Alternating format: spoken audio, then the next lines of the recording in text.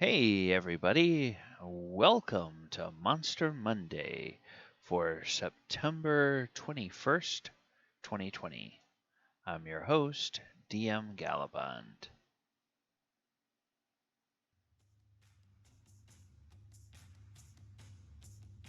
Alright, so you and your party are traveling through the dungeon of the Mad Mage. You've made it all the way through all the traps, the monsters, the hidden terrors, the strange and wonderful obstacles that are in your way. And you are finally down to the lair of the Mad Wizard himself. Standing before you, you see a strange being, graceful, with wings like a sylph, but three pairs of wings, so 6 wings, gossamer, gauzy, skin blue and covered in tiny, delicate scales. The figure looks up at you, definitely female, and says, "Oh, hello, welcome." And when you ask its name, it replies, "Oh, how rude of me. I am Arcturia." This is one potential way that you could meet one of the 7 apprentices to the Mad Mage Hallister Blackstaff in the Dungeon of the Mad Mage in that Waterdeep adventure. And Arcturia is not entirely what she seems, because instead of being a living being of some fantastical fey creature, she is in fact a very powerful and very devious lich, whose true form is very different than the form that she shows the world. Alright, so this is Monster Monday. We're talking about Arcturia, and we're going to take the opportunity to go ahead and talk about liches in general throughout the history of D&D tonight. I'm your host, DM Gallibond, and let's go ahead and get on with the show. Alright, so here is Arcturia. As you can see, her 6 sylph-like wings, just dressed demurely, not provocative or anything, but just seeming very pleasant, with possible the possible exception being on her arms. There are little spurs of bone that stick out from her elbows and her forearms, and she's got slightly elongated fingers with very long, sharp nails. But other than that, she seems very pleasant. She is a lich and a master of transmutation magic, altered her form dramatically over the years, now appearing more alive than undead. Arcturia had transformed her human appearance into that of a beautiful one to protect her body. However, after her death during Hallister's High Harvesttide, she was once more transformed through her carefully prepared contingency magic into a worm that walks. Her true form became one of a vile undead amalgamation of worms, though she would wear a mask to hide her inner appearance. So she's a lich, but she's not a skeletal lich. She's a lich composed all of worms. Ugh. So, yes, just be careful of attractive faces anytime you are delving down into the dungeon of the Mad Mage. All right, now here is a picture of Arcturia from 3rd edition. Um, and put simply, Arcturia is a lonely mad woman. This is about her lore and the and background. She views other humans and demi-humans as creatures that can be physically improved upon, and she sets that task for herself. When it comes to other wizards, she views them as carriers of magic for her to take in order so she can increase her own magical ability. Now, the exceptions to that rule are the wizards who did not just meet her standards of attractiveness, but were also more powerful than her in an obvious way. Um, she always tries to counter her loneliness by trying to get romantically involved with such a wizard, and in one such case, she hoped to get involved with the Blackstaff himself, Hallister Blackstaff. That said, her initial reaction to hostile encounters is to try to kill first, and that's just because her desire for her own longevity and continued life is greater than her desire for companionship.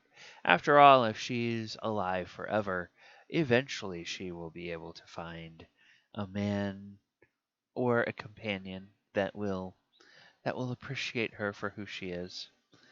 She's certain of it. Absolutely. Doubtless it's going to happen. Yeah. Tell me how that works out for you, Arcturia. All right. So, Arcturia, along with other liches, they are, of course, undead. And they're once living, that means they're once living creatures brought to life, or brought to a horrifying state of undead existence through necromantic magic or some kind of unholy curse.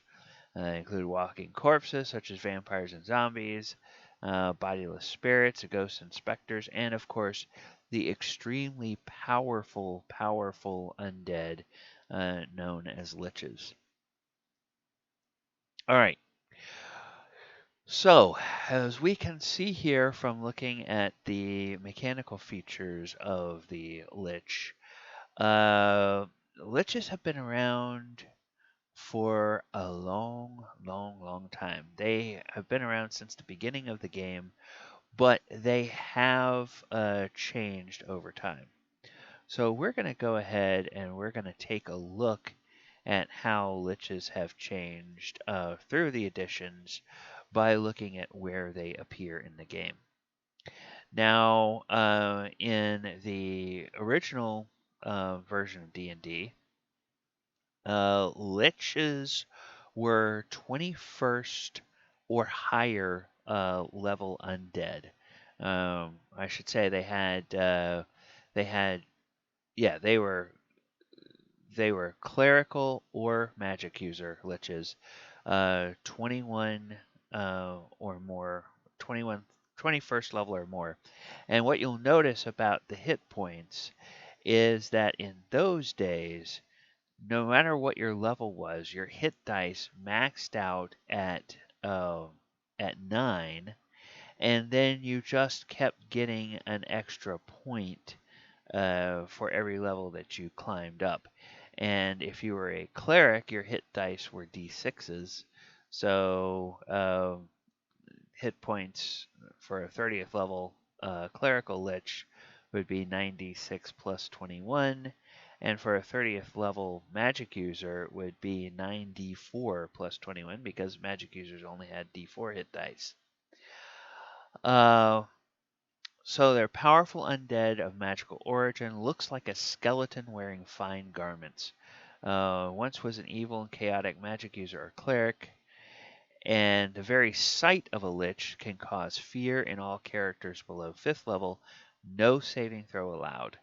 And the mere touch causes 1d10 points of damage, and it can paralyze any creature for 1d100 days. Days. See, this is back when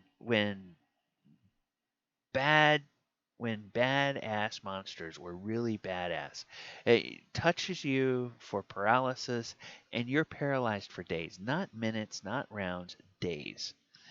Saving throw applies, and the paralysis can be magically dispellable. So before any encounter with a lich, The DM was expected to select spells, not roll them at random, and they didn't have prepared spell blocks for them like they do in later editions. Um, Liches are undead, and they can be turned but never destroyed by clerics, and they're immune to charm, sleep, feeble mind, polymorph, cold, lightning, and death spells. They can be harmed only by magical weapons, and they're immune to the effects of all spells of less than 4th level. So fireballs won't do anything to a lich. Outside of its lair, Lich always carries 1d4 plus 1 powerful magic items to be used in case of trouble.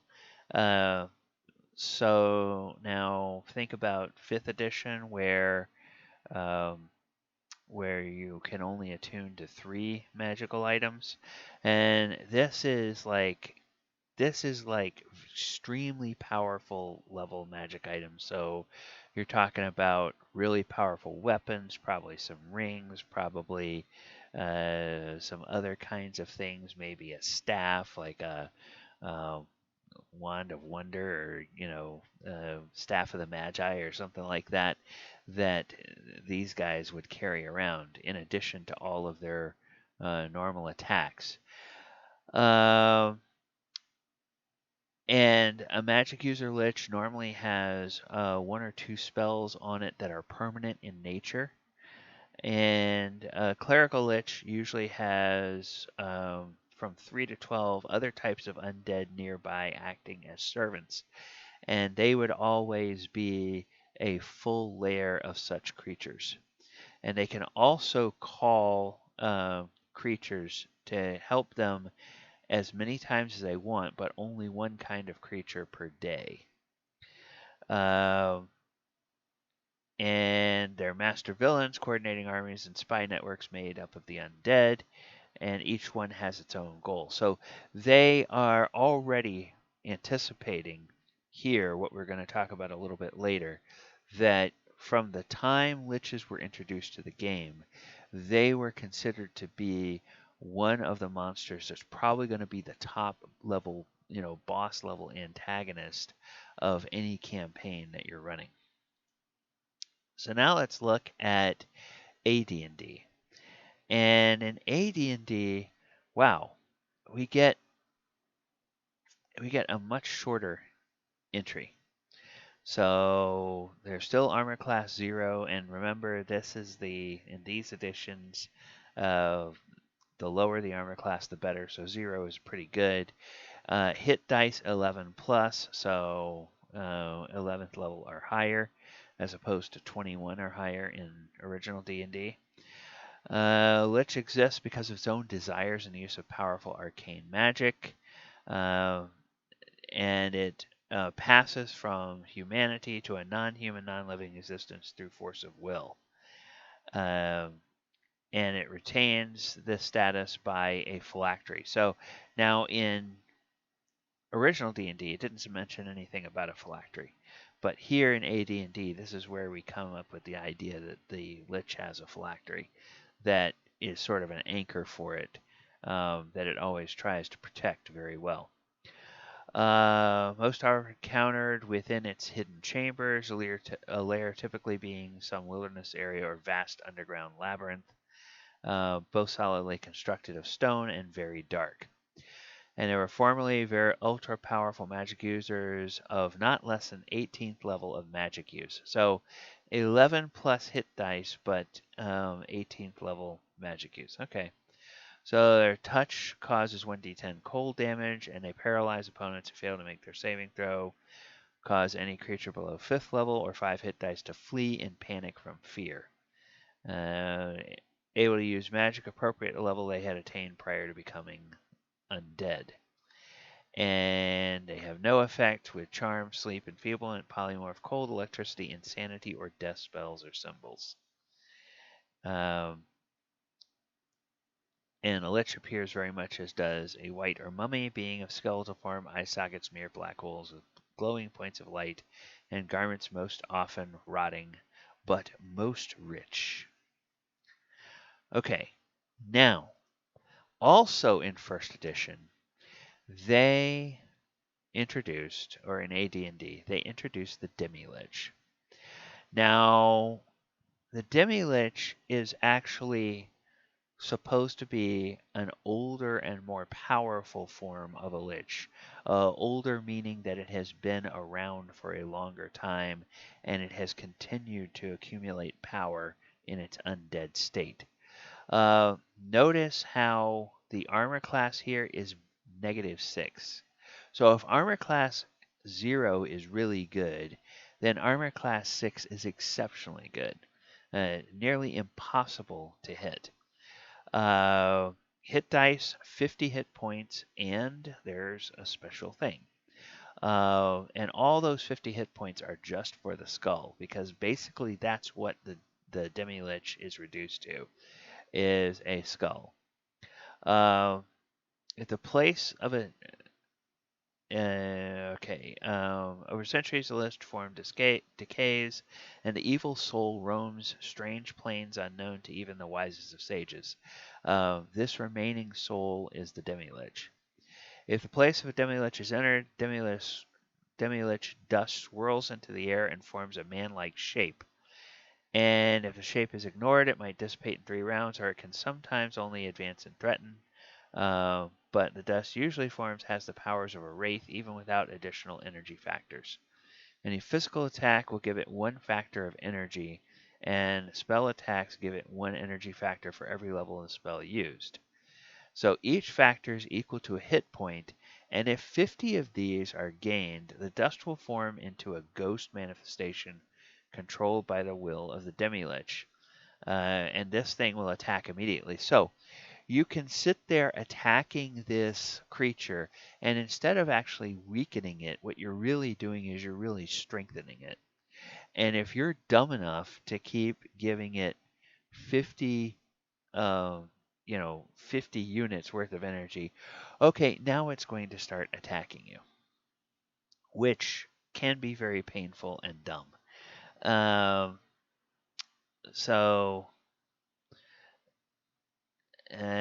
dust will waver and fall back if struck by a blow of spell, as if suffering actual damage. Thus, formation of a ghost manifestation not too improbable, even if no wraith manifestation existed. And its ghost cannot be turned by a cleric. So now, while the Lich could be turned, the Demi-Lich cannot be turned, meaning it's more powerful. And they have energy factors but no hit points. If the Demi-Lich is destroyed, manifestation will be destroyed along with it. Otherwise, the wraith or ghost will remain. Left undisturbed, its energy factors dissipate at the rate of 1 per day until entirely gone. So that may be bad, but here's the really bad thing. If a creature is so foolish as to touch the skull of a Demi-Lich, this is when the new attack phase happens. The skull rises into the air, and it can sense which party member is the most powerful, and it will select a member of the magic user class over a member of a fighter class, fighter over cleric, and cleric over a thief. Skull will give off a howling sound equal to a death ray for a 20-foot radius. All creatures must save versus spell, or be permanently slain and forever dead. Next round, a new attack will take place. Each Demi-Lich has 5 to 8 gems set in its skull's eye socket and in place of teeth. So this is why people would go and pick it up, because there's these big gems in the eye sockets and where its teeth would be. And each of these gems is a jewel that can draw the soul from any character and trap it within the jewel's confines. And it will use one of these soul-draining jewels to draw the life force from one of the offending intruders. Soul of the strongest will be drawn instantly from his or her body and trapped. And that body will collapse and molder in a single round and be totally gone. So, yeah, not only does it kill you, not only does it devour your soul, but it completely destroys your body, so that can't be used for a resurrection. No saving throw is possible. The attack is irresistible. Amulet of Life Protection will prevail over the life-stealing powers of the gem, but a character's body will perish nonetheless. Skull will sink down again, sated. If struck or touched a second time, it will howl and drain the soul of the next strongest character into another gem. And this continues as long as the skull is still intact and continues to be molested. If all jewels are filled, then only the killing howl will be possible thereafter. The monster can also pronounce a curse on the remaining antagonists. These curses are powerful and may include always be hit by any opponent attacking, never to make a saving throw, or always to lose all treasure without gaining any experience from it. Curse can be removed by remove curse, but the charisma of the character threatened will drop permanently by 1 point. So yeah, Demi-Lich, bad, bad, bad news. Now, we're going to talk about somebody in the lore of D&D in a little while, and that somebody was the very first Demi-Lich, and that individual's basic stat block is what went into creating the Demi-Lich here. So you have to destroy the skull of a Demi-Lich if the monster is to be exterminated. Forget spell will cause it to sink down. Shatter inflicts 3 to 18 points of damage. Power word kill from an astral or ethereal magic user destroys it. Fighter or ranger of Vorpal Blade, Sword of Sharpness. Paladin with Vorpal Weapon, or a sword +5 or Vorpal Weapon. Paladin with a +4 or better weapon inflict full damage. Exercise or Forget causes it to sink. Dispel Magic inflicts 5 to 8. Holy Word inflicts 5 to 30. And any character with a +4 or better magic weapon or a Mace of Disruption can inflict 1 point of damage each time it's struck. 50 hit points before it's destroyed, an armor class -6. If destroyed, a saving throw for a spell must be made for any gem trapping a soul as the character trapped within it was doing so. Those gems for which the saving throw failed contain no life force, meaning the Demi-Lich has already drained the souls and devoured them before being destroyed. And if the throw succeeds, the gem still contains the character's soul, and this is evidenced by a faint inner light, or viewed with true seeing, true sight, or gem of seeing, a tiny figure of the character is visible there. Now, when you crush the gem, you can free the soul, but you have to have a body right there for it to go into. And as we've already noted, the original body is not available because it's been completely destroyed.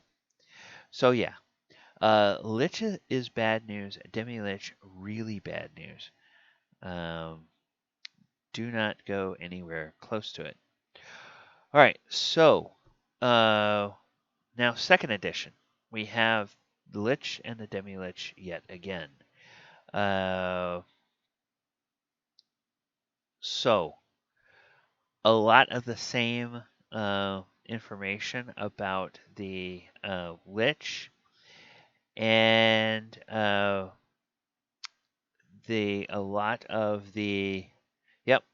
of the same things about the skull are here in 2nd edition. So 50 energy points, and the skull has armor class -6 and has 50 hit points. Well, and then there is an Archlich. And from time to time, sages have heard rumors of liches having alignments other than evil, and even lawful good liches apparently have existed. There have even been reports of priests who in extreme circumstances have become liches. And these reports have recently been verified, but the Archlich is as rare as rock's teeth. So basically, in 2nd edition, they just give you kind of a teaser. And they say, oh, hey, this is a possibility. That's kind of like shorthand for a DM. Hey, if you really want to, you can reskin the Lich as a lawful good undead creature. Which that seems kind of like an oxymoron, doesn't it? Lawful good undead. Wasn't there that show? I know I'm getting off track, but wasn't there that show in the late 80s, early 90s, where there was somebody who was a vampire, but he worked as an investigator for the police, and he the blood he drank was blood he got from the blood bank, and one of the subplots in the show, because of the news of the day in that era, was that he was always dreadfully afraid of getting AIDS from tainted blood, um, from the blood bank. And so, yeah, um, weird show. All right. In third edition, Lich is an undead spellcaster, wizard, or sorcerer. These creatures are scheming and some say insane. They hunger for ever greater power, long forgotten knowledge, and the most terrible of arcane secrets. So now a sample Lich. 11th level human wizard as the character that becomes the Lich. Armor class a minimum of 23. Hit dice a minimum of 74. Full attacks. Touch is 1d8 plus 5 negative energy plus paralysis or quarterstaff or dagger plus 5 melee. So, yeah, plus 5 dagger. That's pretty bad.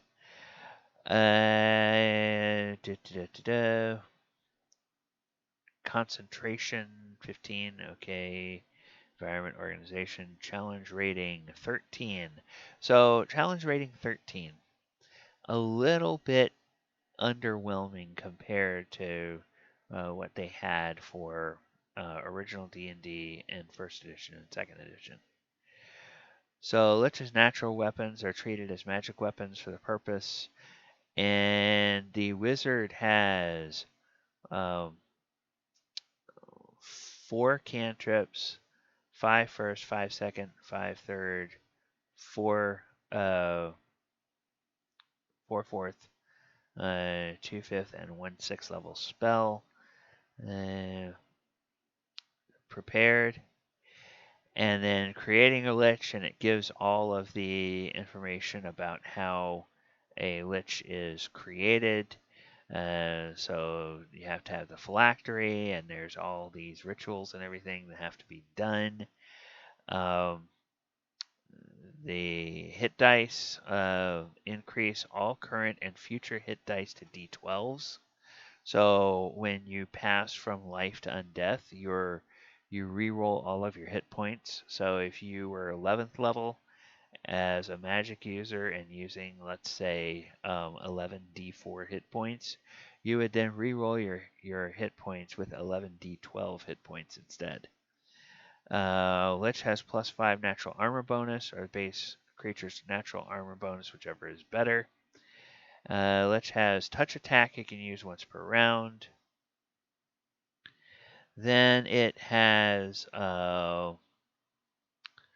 special attacks. Can use all the base creature special attacks and gains those described below. And there's paralysis, spell casting, a fear aura, all of those wonderful things. It has plus 4 resistance to being turned, and damage reduction. So damage reduction 15 / bludgeoning and magic. So what does that mean? That means that if you hit it with a piercing or slashing weapon, the first 15 points of damage don't count.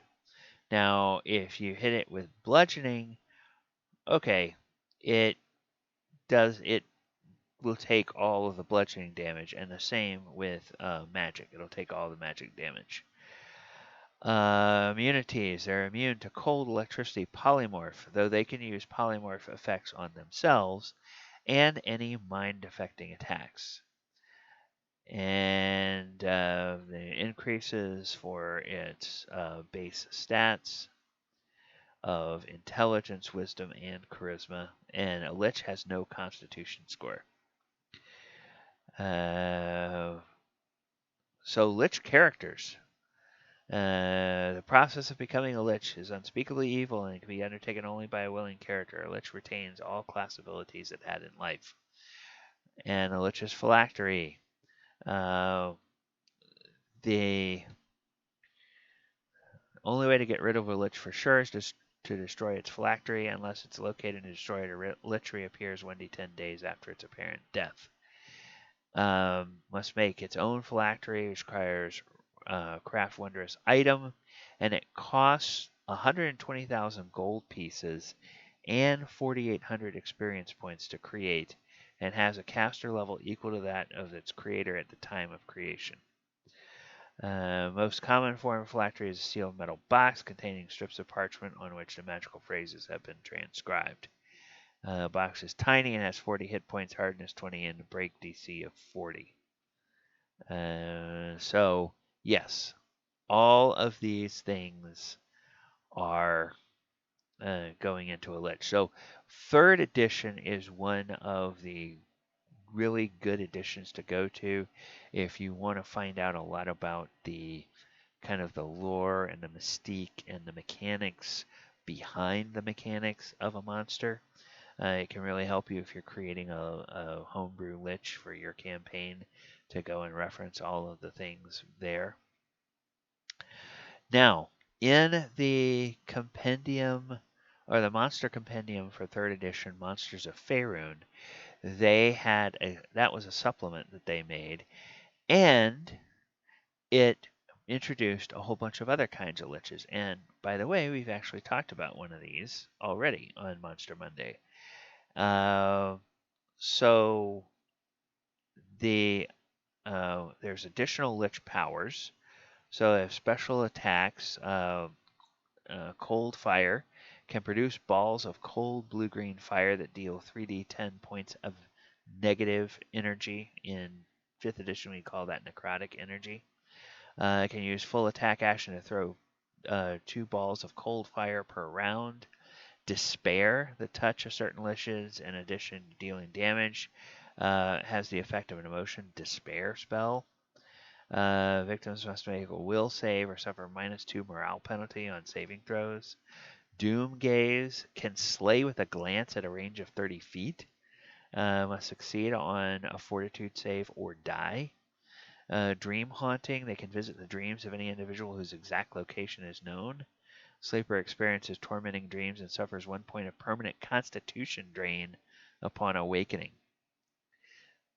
So that is not constitution drain that regains with a long rest. It's constitution that is lost forever.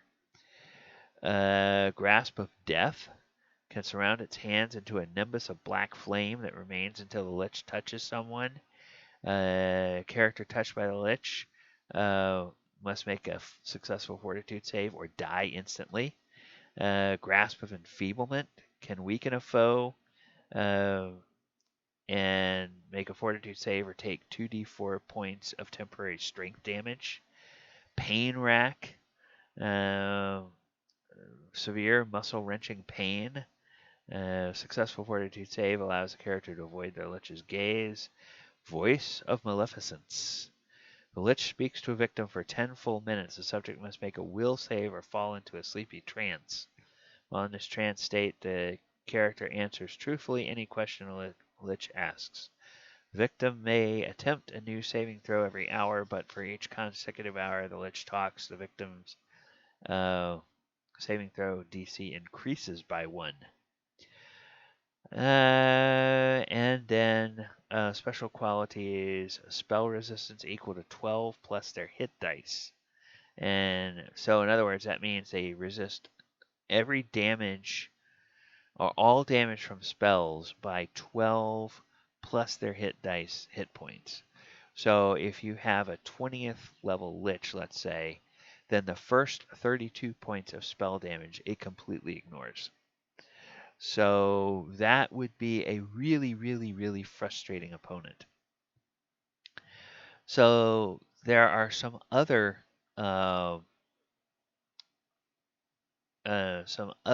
common liches of the realms. The Alhoun. This is the one we've talked about before on Monster Monday, which is the Undead Illithid or Undead Mind Flayer. Now, in 5th edition, Alhouns are not quite as powerful as liches. They're like only CR10. But imagine pumping up an Alhoon to be as powerful as a Lich. And we haven't even gotten to what 5th edition Lich power curves are like. So I think it'll be pretty interesting to see that. The Bane Lich. When Bane, the deity of strife, was first established at church, those who worshipped him were hounded to their deaths by the forces of good unless they gathered in significant numbers. And every 50 or 60 years, Bane chose the most powerful priest in his ranks and revealed him or her to be a foul rite that would transform the caster into a powerful immortal form, a Lich of Bane, or a Bane Lich. And at least 35 of these creatures were created over the centuries. Before the Triant Fog, the deaths of only 10 had been documented. So, this is, you can then say, all right, you have a Lich that was once a priest of Bane. Another potential interesting thing for your campaign. A good Lich. Uh, okay, the good Lich of the North, or the good Lich of the West. What the hell is it? Is it the Wicked Witch? What the hell is she? Is she the Wicked Witch of the East? And then Glenda is the good witch of... I don't remember. I don't remember the Wizard of Oz all that much. Okay. So good aligned liches have all the same powers, where few have extra special abilities. Good liches have gained in their own undead state control over other undead, and they may turn undead, like they were a good cleric. They can animate dead to serve them. And some good liches have a unique ability they use in pursuing their aims. Projection. 3 times a day for up to an hour at a time, good lich can send a wraith-like likeness of itself up to 1 mile away. Good liches of the realms. So arch-liches are transformed human spellcasters who have deliberately and carefully arch-liches appear as normal liches. All the characteristics of normal liches. And Bale Norn are elven liches who have sought undeath to become the backbone of their families. Seldom seen sources of magic, wise counsel, and guardianship. In ancient myth Draenor, they stood watch against thieves, protected journeying elves, kept family lore, and tutored young wizards in magic. Baelnors are tall, impressive-looking undead elves with shriveled skin and glowing white eyes. Do not radiate an aura of fear, nor do they have phylacteries, though some do make use of the clone spell.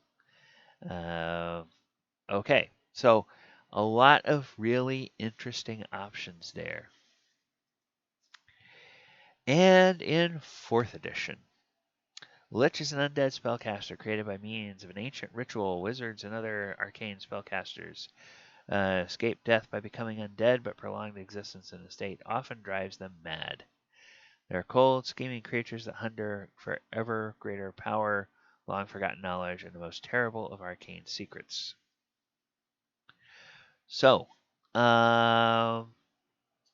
Lich. Now, there's not a CR or challenge rating in D&D 4th edition per se. Every monster had a level and a type. So your garden variety Lich would be a level 14 elite controller. Initiative plus 8, armor class 28, 218 hit points. And it's indestructible, necrotic zone, second wind, and then as long as the phylactery is safe, Lich doesn't show much concern for its own well-being, uses Frostburn as often as it can, and spends action point to use second wind when first bloodied. So Lich, now we come to a Lich from an Eladrin wizard, which is a level 24 elite controller. This one has armor class 38, 362 hit points, and regeneration 10. Okay, so yeah, they all have regeneration 10. So that means every round they regain 10 hit points. Shadow Ray, 3d8 plus 7 necrotic damage. Range is 120 or is 100 feet. Plus 28 on its attack roll. Indestructible when a lich is reduced to 0 hit points again. Okay, and second wind. And then Lich Vestige is the arcane remnant of a destroyed lich. So Lich Vestige is a level 26 minion. Now, minions are a really strange type of creature in 4th edition, where you can have minions at all levels. So you see, this one is a level 26 minion. They have incredibly high armor classes. They hit really, really hard. So 10 necrotic damage or 15 necrotic damage if the arcane power user, such as a wizard, and an orb of obliteration. And it has only 1 hit point. So you hit it with one thing and it's dead. So it doesn't matter whether it's a level 1 minion or a level 30 minion. It still only has 1 hit point. So then Lich Lore. So DC 20 Immortal becomes a Lich by performing dark and terrible ritual. The Immortal dies but rises again as an undead creature. Most Liches are wizards or warlocks, but a few multi-classed clerics follow the dark path. And a Lich transformation. So here's a potential ritual for doing Lich transformation. And the encounter groups, Liches often command armies of lesser undead or have demons or devils serving them. Level 25 would be 1 Eldritch Lich, 2 Great Flame Skulls, and 2 Soul Spike Devourers. A level 26 encounter might have 6 Lich Vestiges, Dorsane the Ghoul King, and 2 Dread Wraiths. So yeah, that would be kind of tough. Now it says, back to the lore. Some of the most fearsome villains in this long history of the world have been liches, including a Sararak. Master of the Tomb of Horrors. Hey, you remember when we talked about the Demi-Lich, and I said that there was a specific individual that was the pattern for the Demi-Lich? The original Tomb of Horrors, that was a Sararak. He was the first Demi-Lich described. Interesting note about the Tomb of Horrors. Gary Gygax, I guess that's how everybody pronounces it, so that must be how he pronounced it. Gary Gygax was obviously ran his own games, and one of his players made the mistake of challenging him, saying, "Oh man, your dungeons are always too easy. Uh, I bet you can't. I bet you can't make a dungeon that would kill this party." And Gary said, "Oh, hey, hold my beer," and he created the Tomb of Horrors, which, if you look at it on a map, it's not a terribly impressive looking thing, but the stuff that's in there, the traps and the um, devious ways that you can get yourself killed in that, not to mention the fact that the final boss encounter is this Demi-Lich, which, as we've already seen, I mean, it can annihilate everything in a 20-foot radius with a single howl. So, it, yeah, he was like, yeah, tell me I can't kill the party. I'll show you, pal. So, Sararak is a lich, the god Vecna himself is a lich, and all liches pay homage to Orcus, and it says that Orcus can instantly destroy the phylactery of any lich that displeases him. Okay, now that's an interesting bit of lore out of 4th edition. And I wonder why Orcus. Okay, I thought Orcus was, I guess Orcus is a devil, so lawful, yeah, alright, that would make sense. Alright, now, let's take a look at 5e liches. 5e Liches have an AC 17, 135 hit points, and they are CR 21 enemies. So just your garden variety Lich is extremely powerful in 5e. Um, Pretty decent stat array. They are immune to poison, bludgeoning, piercing, and slashing from non-magical attacks. Resistant to cold, lightning, and necrotic. They're immune to being charmed, exhausted, frightened, paralyzed, or poisoned. They have true sight out to 120 feet, passive perception 19. Legendary resistance 3 times a day. Rejuvenation, and it will regain a body in 1d10 days as long as its phylactery is intact. And it's an 18th level spellcaster, and they give you the whole array of spells that it would normally have. Of course, as a DM, you're free to change that set of spells as you wish. Turn resistance gains advantage on any saving throws against turn effects. Paralyzing touch deals 3d6 cold damage and succeed on a DC 18 con save or be paralyzed for a minute. Okay, a minute is a lot better than 1d 100 days. Has legendary, not only legendary resistance, but also legendary actions. It can cast a cantrip. It can use a paralyzing touch, or it can use a frightening gaze to make enemies frightened for a minute. And it can use disrupt life.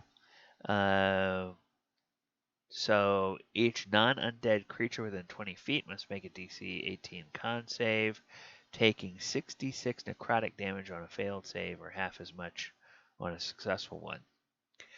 And liches are almost always found in their lair, and they get lair actions. So they roll a d8 and regain a spell slot of that level or lower. If it has no spent spell slots of that level or lower, nothing happens. So every round it can do one of these effects. The only stipulation is it can't do the same effect 2 rounds in a row. Or it can target a creature it can see within 30 feet. Crackling cord of negative energy tethers the lich. Make a DC 18 con save. On a failed save, the lich takes half the damage and the target takes the remaining damage. Tether lasts until initiative count 20 of the next round, or until the target is no longer in the lich's lair. Okay, so that's whenever the lich takes damage. Lich calls forth the spirits of creatures that died in its lair. These apparitions materialize and attack one creature the Lich can see within 60 feet of it. Targets succeed on a DC 18 con save, taking 15 d6 necrotic damage on a failed save, or half as much on a success. The apparitions then disappear. So that would be something where if you're preparing a lair of a lich for your party to fight, you probably just want to have some random tokens set aside, and maybe like go to like a random generator for how each one of them died, and so then you see like the apparition of this gnome fighter that looks like it's got a gash across its belly or whatever, or its head is kind of hanging lopsided off of its neck, and then it comes up, and if it hits, hey, make a save. You failed. 15 d6 necrotic damage coming at you. So yes, tons of lore here on the Liches in 5th edition. And finally, our subject of tonight, Arcturia, who in the end is she's really not that much different. I think her complement of spells is slightly different, although she has exactly the same number of spells, but all of her other abilities are exactly the same as any other garden variety lich. So we are going to go back to our slides, and we're going to take a little bit more of a look at the lich now. Hang on just a moment.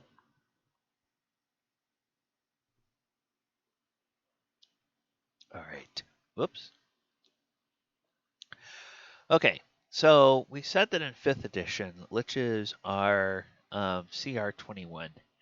So if you're going to throw one of these at a party and you want your party to have a snowball's chance of surviving, here is the encounter difficulty for a party of 5 PCs by party level.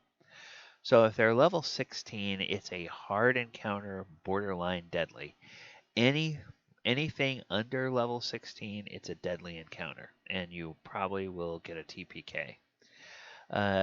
So level 17 or 18, it's a hard encounter, and then it's only level 19 or 20 that it becomes a medium encounter, and you can turn that into a hard and almost deadly encounter by simply adding 1 bone claw to the encounter. Because if you think about, you're going to encounter this guy in its lair, and he or she is going to have all these capabilities there, and the lich is going to use everything at its disposal to throw against the party. And so if you're hitting people with that 15d6 necrotic damage every couple of rounds, you're going to wear down a party really quick with that. Especially if the lich focuses fire on a single party member that it maybe believes is the most dangerous. All right, so where would you place a lich in a campaign? Now, almost always, not it's not a universal rule, but almost always liches are going to be the alpha antagonist of any campaign, sort of the apex predator that your party is going up against. And the most common times that would not be the case is if your party is going to be facing off with gods ultimately. There's simply not many monsters that can be more of a threat to a group of PCs than a lich. So the most famous lich in D&D, at least in my opinion, is a Sararak. And he constructed that Tomb of Horrors we talked about in AD&D, which has again resurfaced several times over various editions of the game. And in 5th edition, he famously is the architect of the Tomb of Annihilation and the Death Curse. And just to remind you why these are the alpha antagonists, remember in that Tomb of Annihilation, his sole purpose was to try to give birth to a god. I mean, that's why the Death Curse and this was in place, and why the Soulmonger was there, is it was devouring every soul of everybody that died across Faerun and quite probably across Toril, and was feeding it to this Atropol, which was sort of an embryonic evil god.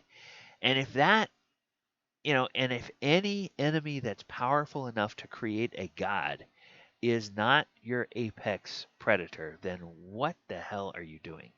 Uh, that's it's kind of the lich is the top of the food chain, unless you're really doing something amazing in your campaign. All right, now what about reskinning? It's hard to reskin because, like we said, you're right there on the cusp of being god level enemy. So, what else can you create? And I think by going back and looking at some of the earlier edition variations, you can mine some of those. So for Imagine, we have the Alhoun, which is a CR10, I believe, in 5th edition. Well, why not crank up the Alhoun and make it a CR21? Give it the lich statistics. Maybe swap out one or two uh, of the lich powers for the Alhoun powers, like the psionics and stuff like that, and boost the output of that psionic damage up to the level of a lich of the lich damage. Uh, and if you have a campaign that's dealing with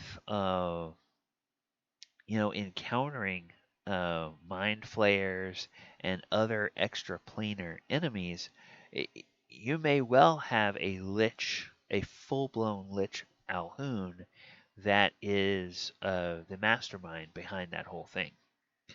Uh, maybe it's an Alhoun that uh, wants to try to be uh, what is it? The elder brain wants to try to control an elder brain or something like that. Maybe that's what he's doing. Who knows? All right, I don't see any Q&A from the chat, so I'll go ahead into the wrap up and I'll check back again. I have been DM Gallibond. This has been our discussion of liches tonight. You can find me on doing other shows live stream on Twitch.